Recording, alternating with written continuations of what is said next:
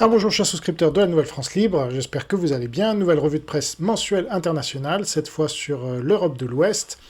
Que s'est-il passé dans ce mois d'avril?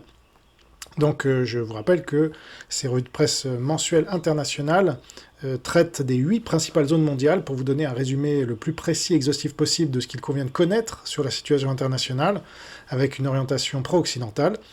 Donc grâce à mon équipe d'une vingtaine de personnes, j'ai accès à des sources dans le monde entier, même les plus improbables, qui me permettent de fournir à mes souscripteurs une information fiable et qu'on ne trouve pas dans les médias français, qui exercent une censure beaucoup plus importante qu'on ne le croit sur la réalité internationale. Donc je ne cite quasiment pas les médias français dans ces revues de presse, sauf exception. Je vous invite à devenir souscripteur pour prendre connaissance de ces revues de presse mensuelles internationales. Ça commence à 3 € par mois, le lien est dans la description de la vidéo.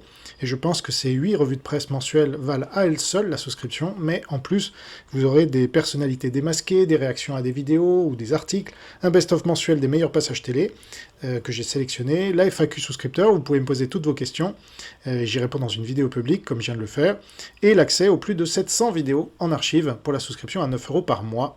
Ce qui est le prix de 2 ou 3 cafés selon où vous vous situez.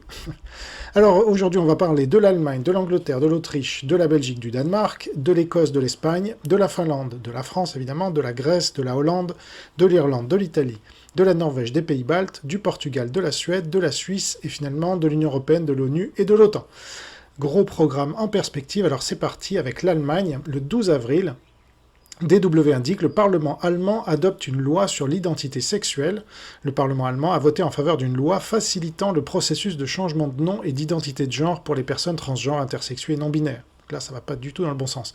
Alors, autant la vidéo sur la revue de presse mensuelle sur l'Asie était très bonne, et celle sur l'Amérique du Sud était moyenne, avec des pays comme l'Argentine qui sont dans le très bon, et d'autres dans le moins bon, comme le Brésil, eh bien là sur l'Europe, inutile de vous dire que c'est une catastrophe, comme vous allez le voir. C'est des très mauvaises nouvelles en général, très peu de bonnes nouvelles, à part, comme d'habitude, les pays baltes, les pays scandinaves et quelques autres pays.